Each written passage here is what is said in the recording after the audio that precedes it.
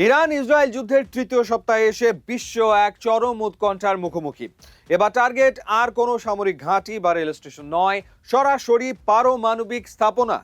ইরানের বুশেহর পারমাণবিক বিদ্যুৎ কেন্দ্রের কাছে একটি রহস্যময় প্রজেক্টাইল বা ক্ষেপণাস্ত্র আঘাত হানার পর এর পাল্টা জবাব হিসেবে ইসরায়েলের নেগেভ মরুভূমির ডিমোনা পারমাণবিক গবেষণা কেন্দ্রকে লক্ষ্যবস্তু করার দাবি করেছে ইরানের বিভিন্ন সূত্র। মধ্যপ্রাচ্যের এই সংঘাত কি তবে এক ভয়াবহ পরমাণু বিপর্যয়ের দিকে ধাবিত হচ্ছে? মঙ্গলবার সন্ধ্যায় ইরানের বুশেহর পারমাণবিক বিদ্যুৎ কেন্দ্রের আঙিনায় একটি প্রজেক্টাইল আঘাত হানে। ইরান সরকার তাৎক্ষণিকভাবে আন্তর্জাতিক পরমাণু শক্তি সংস্থা বা আইএইএ কে এই ঘটনা সম্পর্কে অবহিত করে। সংস্থার প্রধান রাফায়েল গ্রসি এক বিবৃতিতে জানান, ইরান আমাদের জানিয়েছে বুশেহর প্ল্যান্টের প্রাঙ্গণে একটি আঘাত এসছে, তবে সৌভাগ্যবশত প্ল্যান্টের কোনো ক্ষতি হয়নি এবং কোনো কর্মী আহত হননি। যদিও কোনো বড় ক্ষয়ক্ষতি হয়নি, তবে একটি সক্রিয় পারমাণবিক কেন্দ্রের এত কাছে হামলা চালানো বৈশ্বিক নিরাপত্তার জন্য এক বিশাল রেড সিগন্যাল। বুশেহরের এই হামলার রেশ কাটতে না কাটতেই সামাজিক যোগাযোগ মাধ্যমে ইরান সমর্থিত অ্যাকাউন্টগুলো থেকে দাবি করা হয় ইট মারলে পাটকেল খেতে হয়। তারা দাবি করছে বুশেহরের হামলার প্রতিশোধ হিসেবে তারা ইসরায়েলের নেগেভ মরুভূমিতে অবস্থিত ডিমোনা পারমাণবিক গবেষণা কেন্দ্রকে লক্ষ্য করে পাল্টা হামলা চালিয়েছে। যদিও ইসরায়েল এই দাবির ব্যাপারে এখনো মুখ খোলেনি, তবে পারমাণবিক স্থাপনাকে লক্ষ্যবস্তু করার এই মানসিকতা পুরো যুদ্ধের সমীকরণ বদলে দিচ্ছে। পারমাণবিক স্থাপনাগুলো কোনো সাধারণ লক্ষ্যবস্তু নয়।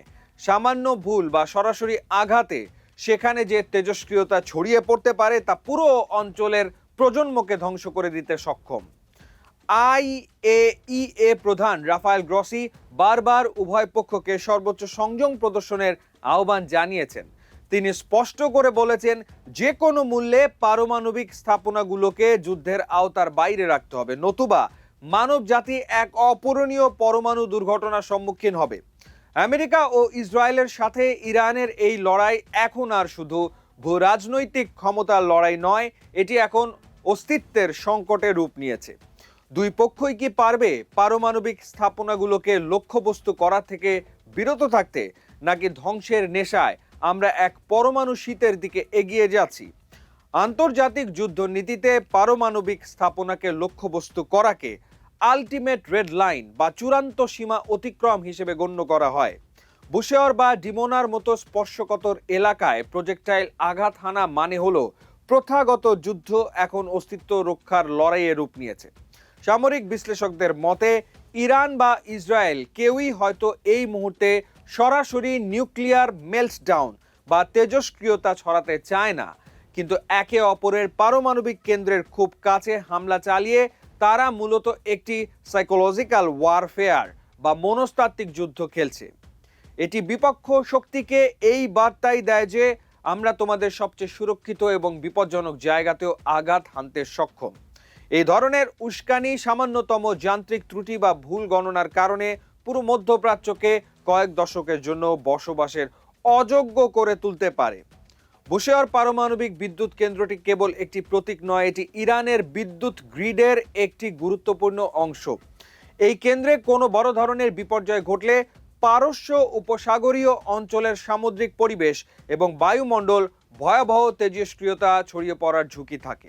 এর ফলে কেবল ইরান নয়, প্রতিবেশী দেশগুলোর জনস্বাস্থ্য এবং বৈশ্বিক তেল সরবরাহকারী রুটগুলোও দীর্ঘমেয়াদে সংকটে পড়বে। আইএইএ প্রধান রাফায়েল গ্রসি বারবার যে সর্বোচ্চ সংযমের কথা বলছেন, তার মূল কারণ হলো পারমাণবিক দুর্ঘটনা কোনো সীমানা মানে না। চেরনোবিল বা ফুকুশিমার ইতিহাস আমাদের শিখিয়েছে যে একটি পরমাণু কেন্দ্রের সামান্য ক্ষতিও বৈশ্বিক মানবিক বিপর্যয়ে রূপ নিতে পারে। তাই এই যুদ্ধ যদি পারমাণবিক স্থাপনাগুলোকে কেন্দ্র করে আবর্তিত হয়, তবে তার চড়া মূল্য দিতে হবে পুরো পৃথিবীকে। চেরনোবিল বা ফুকুশিমার ইতিহাস আমাদের শিখিয়েছে যে একটি পরমাণু কেন্দ্রের সামান্য ক্ষতিও বৈশ্বিক মানবিক বিপর্যয়ে রূপ নিতে পারে। তাই এই যুদ্ধ যদি পারমাণবিক স্থাপনাগুলোকে কেন্দ্র করে আবর্তিত হয়, তবে তার চড়া মূল্য দিতে হবে পুরো পৃথিবীকে।